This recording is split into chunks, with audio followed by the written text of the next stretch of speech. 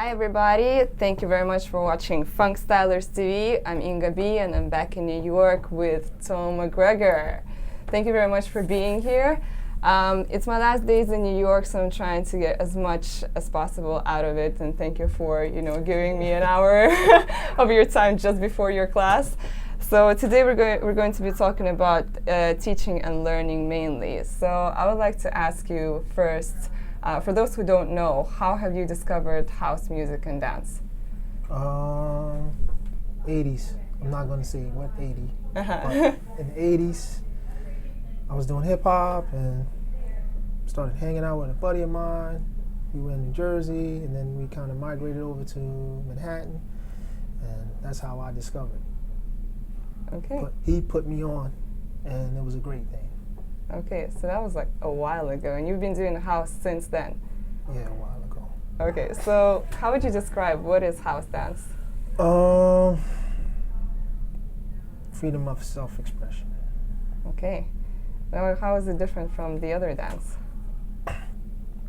Really, it's not. It's just, to me, I would kind of say, because of the growth in going through every style, I would say for me, it's more like college, because I already studied the other dances, going through eras, and house was like the final level. And I feel like, it was college and I got a doctor's degree or something like that, master's degree. Okay. So when did you start teaching house and how? I started teaching in '97. Okay. Was it in New York or somewhere else? Yeah, I was teaching in New York, a few classes here and there, and then Japan invited me, and chain reaction. Okay, and you still travel around? Yes, I travel a lot as of lately. Hint. Yes. And what are the differences between the countries that you see on their house level and interpretation dancing? Some people started before others, so because of that, you have some people who are like on a level that is like a standard, and you have some people that are below the level. And then you have people that are just there, but the hunger is there, and I love that. Okay. Yeah. And it's everywhere. Everywhere you go. Yeah, it's starting to spread like a fire now. It's all over the place. I took some of your classes here in New York, and I noticed that it's slightly different from the other classes that I took. For example, instead of giving continuous instruction, you give people time to work on the movement or concept before you give them another one. Can you tell a bit more about the philosophy behind your teaching? Why do you teach that way? Kind of learned that through martial arts. Okay. Because we would do like countless reps. So what happens is it's no longer you trying to think. What happens, the muscle remembers. So it automatically happens when you hear a certain part of the music, or whenever you just feel a certain way, good, bad, it just comes out. And this is what you want. It's really natural, something natural that just flows. You don't want to have to think, because when you think about things, it limits time, stops. You get confused because you have so many thoughts happening at one time. But when it just happens, you're comfortable, relaxed, and you go throughout the day. Okay. It probably takes time for some people, to... Yeah, you got to do a lot of reps, a lot. Sometimes 500, sometimes 1,000. Okay. You went through all of that. I had to go through it, so now you got to go through it. What would you say is the best learning environment, well, at least for you and, from your experience? The best learning environment really is just to be around a group of people, because each person should inspire and pass that energy to the next. And this is a way you can learn, because we have different body types. I'm a male, you're a female, so certain things you'll be able to do, certain things I will not be able to do. And if I see something that I want, but I can't do it because you can do it. I have to figure out how to properly make it work for me. So when you have other people to reflect off of and to influence you and to push you, kind of inspires you to do a little bit more, as opposed to, you know, some people just being lazy and I'll do it later, I'll try tomorrow, you know. So I think you should be in an environment of a group of people. Studio, yes, but more or less you have to really experience the environment, a club setting. Or a family setting, because most of us, we came from our families, and our families would put the music on and dance. So this is where we came from, and we brought that into parks and to club setting. And then it went into the studio. Okay. Now it's battles, but battles are isolated because there's 6 people, which are the contestants. Yeah. So the rest of the crowd is just watching. Okay. And who were the people? What was your group of people that you learned with? Who were the people? Well, you got, I don't know who to start with, you know.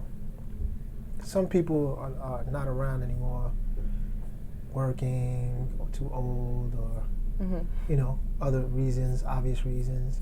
But I'm going to name a few.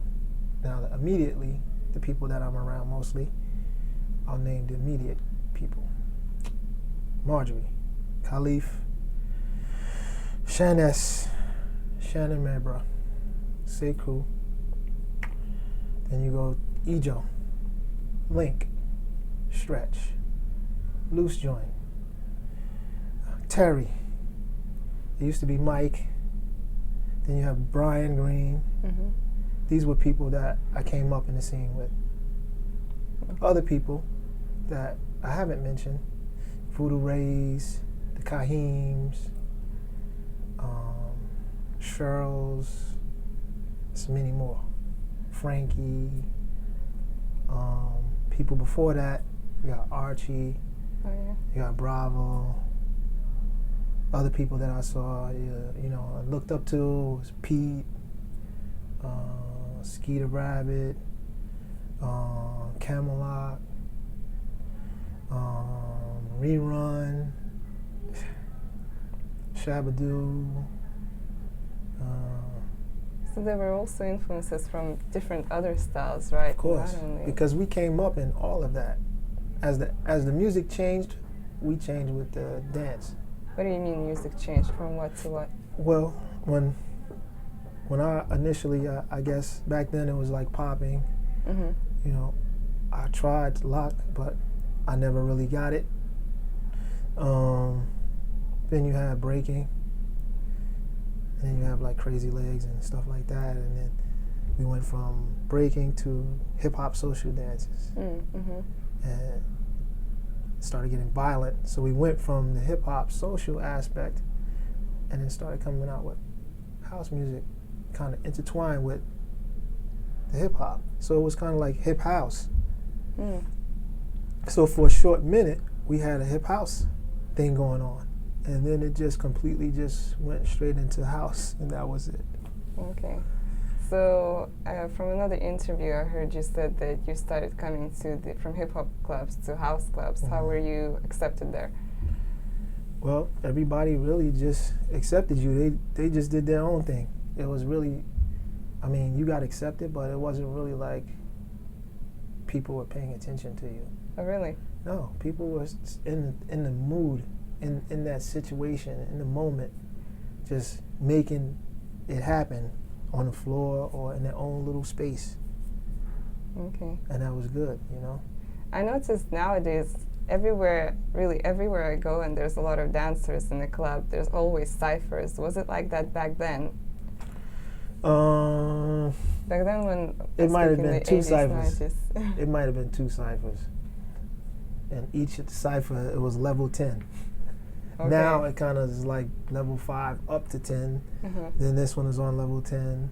So it's, you know, a lot of people that are in the scene now are young and they're trying to come up. When we were coming up, if you weren't on the level 10, you wouldn't go in that cipher.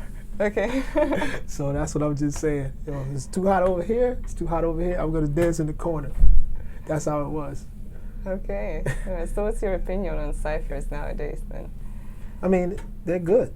I mean, Mhm. I'm glad because people still have the spirit to share. So even if the person is not, if people don't think the person is so great, and if the people think the person is too great, I'm just happy that it's still taking place. You know, for a while, we would go to the club and they started saying no ciphers. We were like, what? So we were like, okay, cool. No ciphers, no problem. But we would go in the corner and still a cipher would form. Around you. Yes, and they would come to us and be like, listen, I told you no cipher. Wait a minute.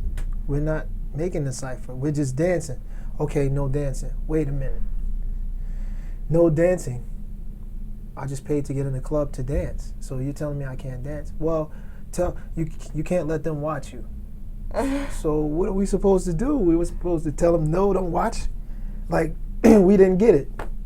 And then after a while, it was, okay, well, if you're going to have a cipher, it's got to be one cipher, and it's got to be over that way. Huh? So how did it get solved then? and we worked with it for a while, and when we got really, really annoyed, we just stopped going to the club, to that club. What club was that? I don't want to say no names. Okay, it was in New York though, right? Yes, it was in New York, but New Jersey started doing it as well. Okay. In fact, for me, they started doing it first. Okay. Because Well, I was mostly there. I would come over a lot, but I was there first, and I was doing it over there. And then after I got tired of it there, I came over here. And then for years it went on, and then it started getting to a point where it was boiling, and they didn't want us to do it. And I was like, what's going on here? but did they explain why? Well, a lot of places didn't explain why. Later on, we started dealing with places that would explain cabaret's license. So you can't dance in a place that didn't have that. But the places that we danced normally, they had it. And they still would kind of riff about it. So when we really kind of got to that point, we got our own party. And Where? How? it was house dance conference. Oh, okay. Yeah, we got our own party and started having our own party. And then we started putting in ideas to keep the party growing, which were performances and battles. And years later, I started seeing JD, and then our party kind of like just dissipated. And then I started to see the other events like the IBEs and the summer dance, house dance forevers, and Okay. I started seeing different things for them after. Okay. And now, that's all it is. It's just battles. Do you think there are too many battles, or is there good enough balance between battles, bodies? What do you feel like? I think the battle aspect is good, is because it keeps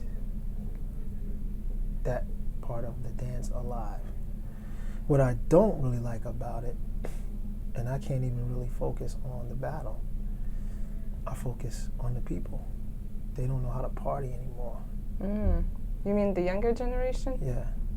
They just want to, okay, to me it seems like they just want to get famous, or they want the responsibility, because this is a responsibility. You got to represent a country, you got to represent your crew, and you got to represent yourself. And this is a big responsibility for some people, and some people aren't mature enough to handle this. It's really rough. You're not home to take care of your things at home, bills, maybe family, maybe a house, car. You got responsibilities, and you're flying constantly. And now physically, you go to these different places. Sometimes you can't eat the best foods. Sometimes you don't sleep. It's a lot of stuff that goes along with it, and you have to be prepared. Sometimes you know, certain places they don't want to pay you right. It's a lot of stuff that goes with it. So you know, the bad part is, again, there's no social connection. Mm. As soon as the battle's over, yeah, it's an after party. Half of the crowd is gone. And I've heard it on numerous occasions where they've had a battle with a party and they say, this person and that person, and this person is saying, well, I didn't make it? Okay. See you guys later. I'm leaving. And they would leave. So now half of the crowd is gone because they didn't make it to the next round. Mm-hmm. Okay. Even if you battle, you should still want to party too, because it's 50-50. And now you're only taking 50% of the culture. That's true. Whilst we're on battles, you and Saku took part in Choose the Boo in House, right? You won the America preselections and you went to Europe, right? No. No? We just went. You just went. Oh, you went straight away to the Paris. preselections over there. Yes. What was the experience like for you to compete with all the dancers from all over the world? To me, it was normal. It wasn't nothing. It was no big deal. You know, when I did JD, I just wanted people to see, because initially my name was floating around. Mm-hmm. There were maybe, and I'm saying because it's thousands of people, so I'm just talking in general dialect. Mm-hmm. 2 handfuls of people knew, oh, that's Tony, but for the other thousands, they didn't know. So I just wanted them to see who I was. Who is this old guy or old guys on stage dancing in the middle of the stage? And I wanted them to just check that out and just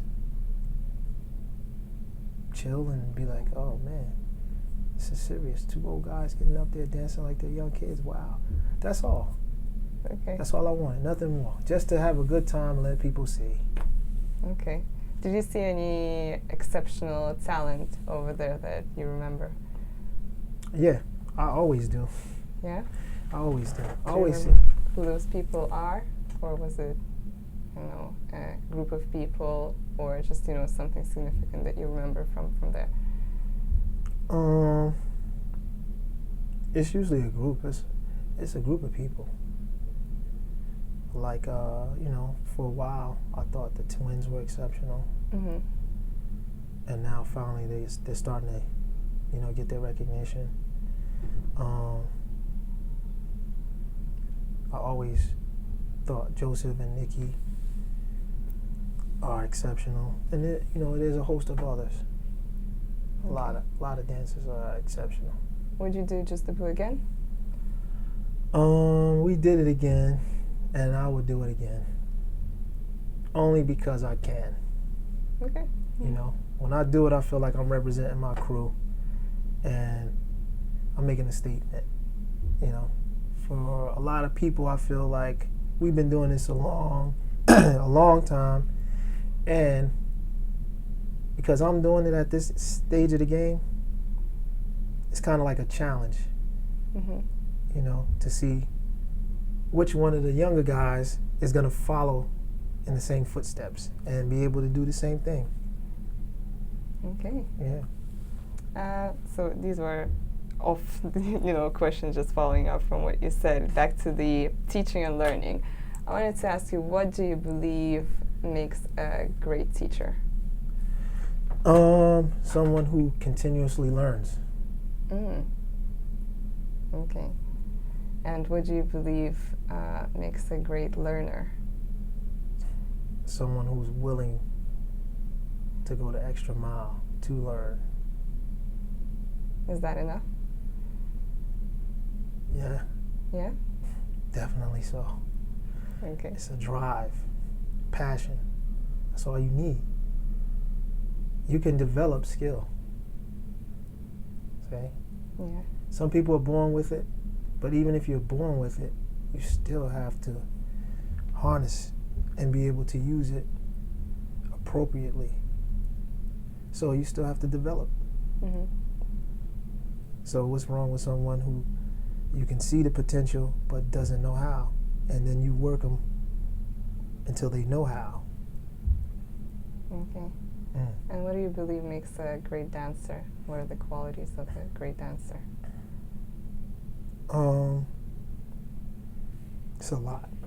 One of them, you must become the music. I hear people say that a lot, but like, how do you explain that, to become the music?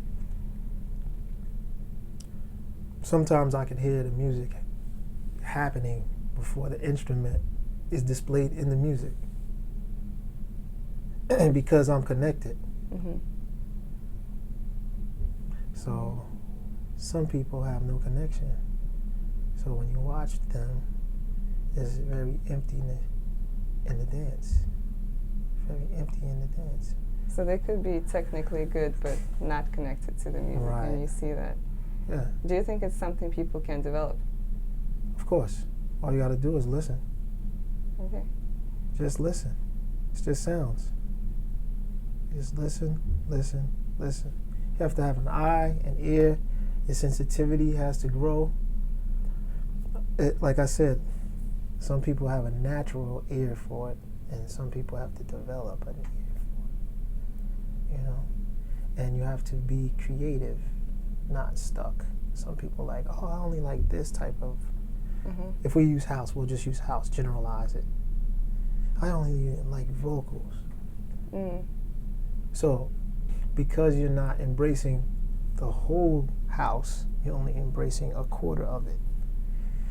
When you give the information back, you're only going to be limited because you're not willing to embrace the whole concept. Mm-hmm.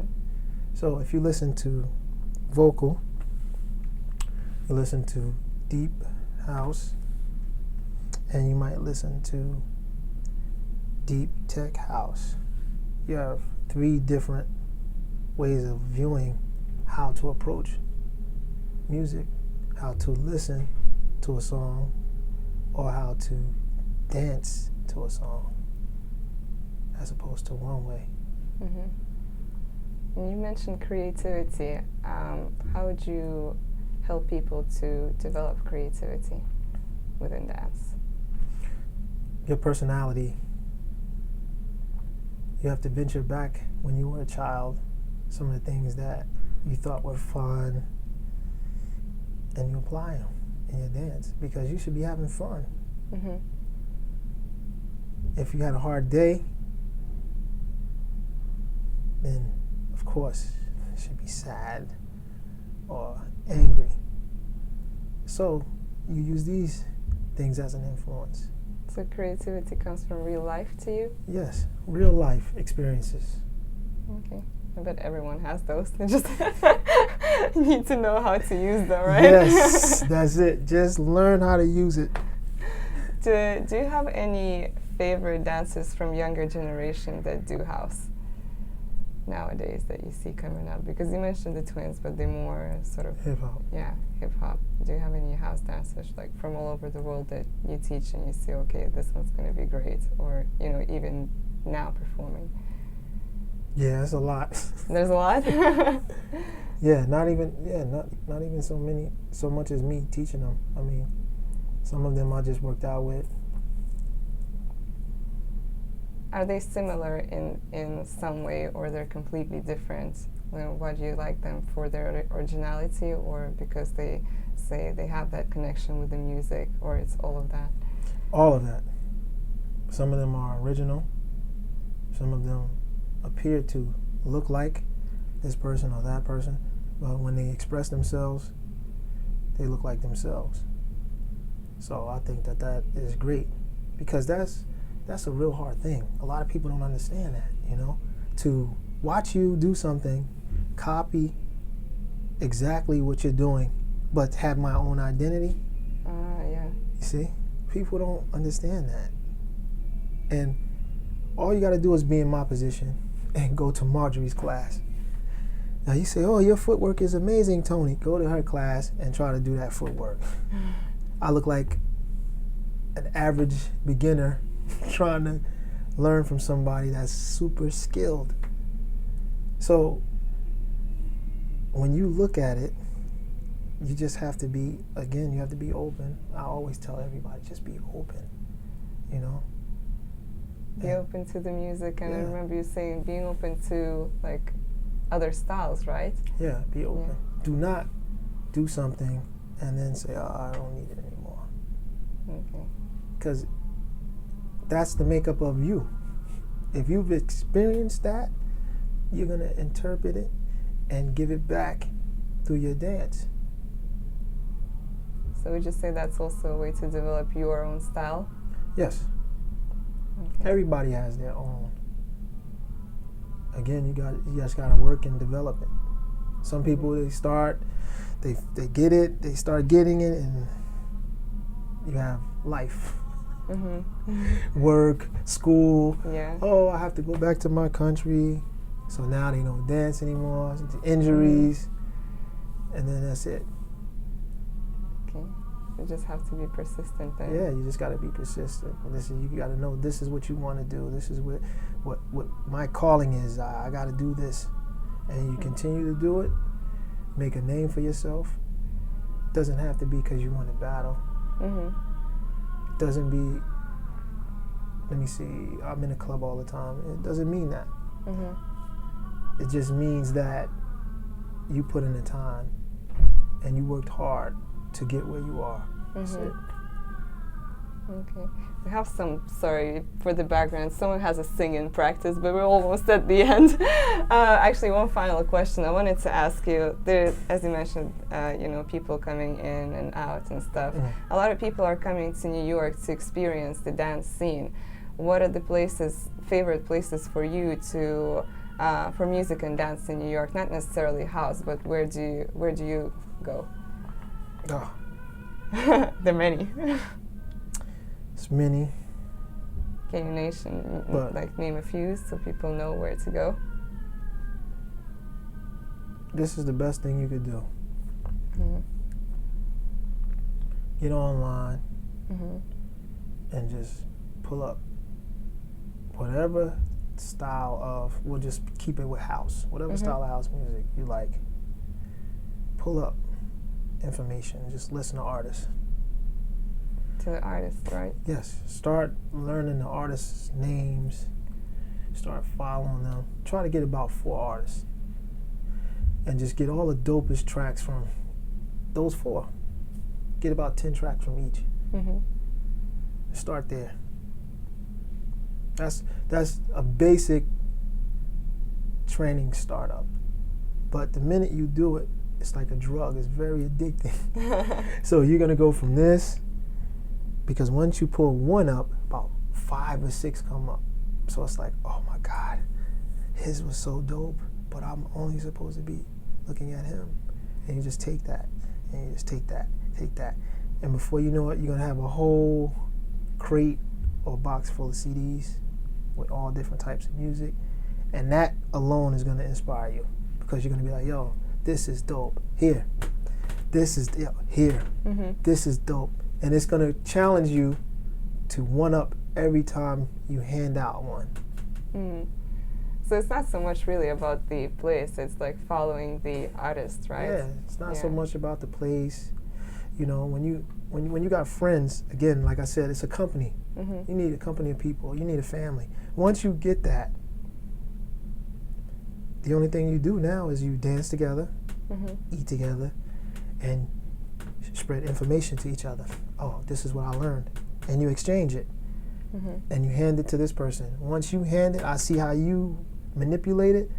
Wow, I never thought of it that way. Now I manipulate it differently. But at the same time, we're at the same point. Still going the same direction, but how we get there can be different. We have the option because we're individuals. So I'm giving you a rundown of how we did it, because we were always around each other. It was like Monday, Tuesday, Wednesday, Thursday, Friday, Saturday, Every Sunday. day? Yes, it was parties. Oh, wow. That was the good old days, man. Every place had really dope music, and we partied. We were tired partiers, but we loved it so much we kept doing it. Now, you know, you have a few clubs. It's hard to find places, and parties are once a month. Then it was every week. Every week, oh, I can't wait to go tomorrow. Oh, I can't wait to go tomorrow. I can't wait to go tomorrow. Sometimes two parties one night. And you would make it still, right? Yes.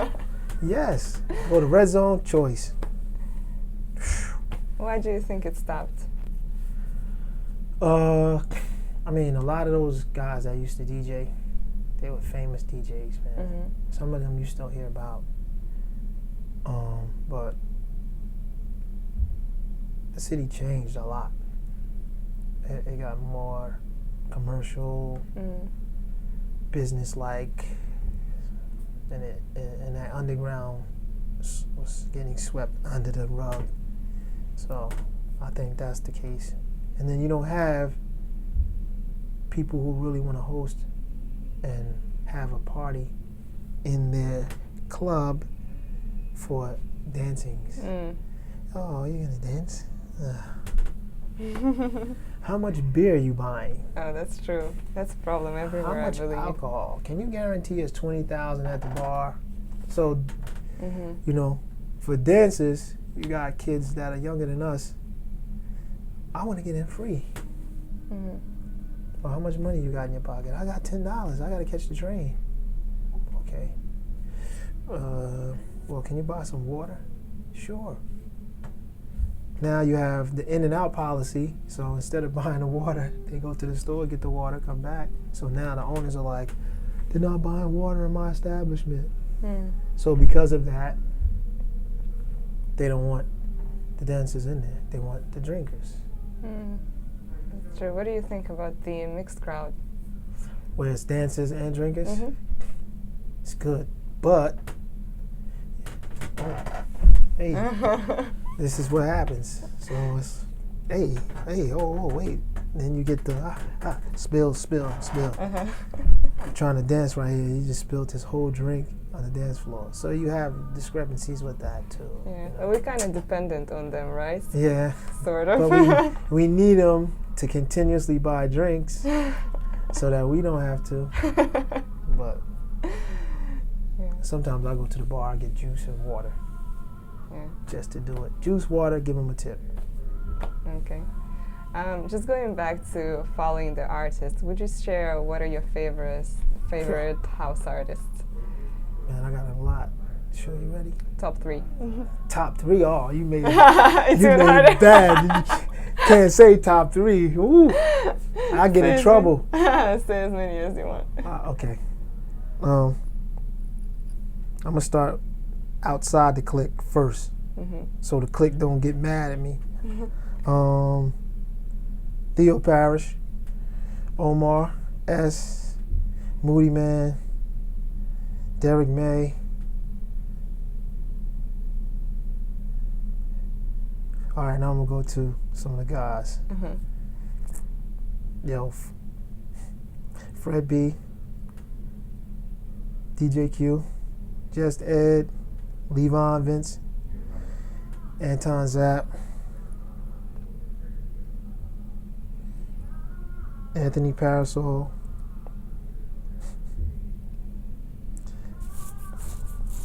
I'm gonna stop there. It's more. It's more.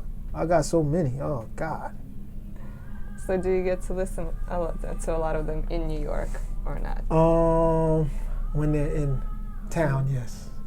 When they're not in town, no. So what do you do? Where do you go when they're not in town? Is there a place that you go regularly, for example, in New York? Now no, because I haven't been here that much. So. Okay. Regularly, is basically Funk Box. Regularly, whenever I can, is Libation. Just Dead has a party. 2 locations. One place he just had is a hotel called The Bain. Most of the time he's at, they used to be at the Bunker a lot. And I think it's Outpost or Output. Okay. And Williamsburg, one of the 2, is where he usually spins. So I'm there. Okay. Yeah. People look those up. Okay, so that's it for me. I was wondering if you have any final comments or shout-outs. No? Oh, wow. Oh, yeah. I was about to say you're the first person. I'm going to just say,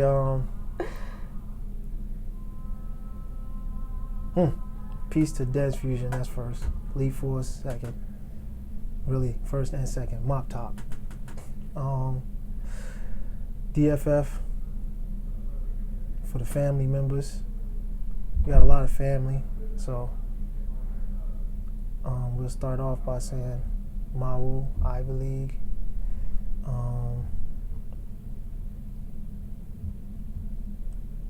I gotta, give a shout out to DC Assassins.